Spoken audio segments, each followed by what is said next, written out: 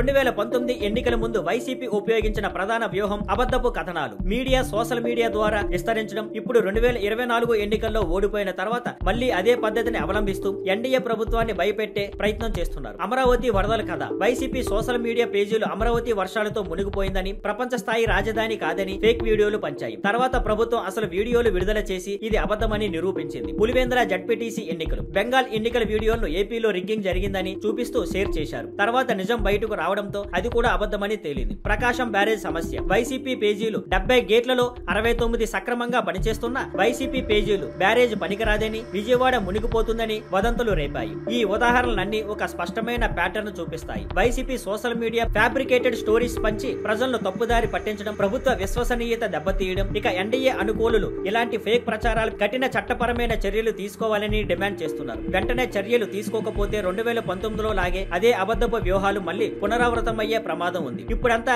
AP cyber విభాగం, హోంశాఖ ఎంత త్వరగా స్పందిస్తాయో దానిపైనే ఆధారపడి ఉంది. ఆలస్యం చేస్తే ఫలితాలు తీవ్రమవుతాయని స్పష్టమవుతోంది. Thank you for watching.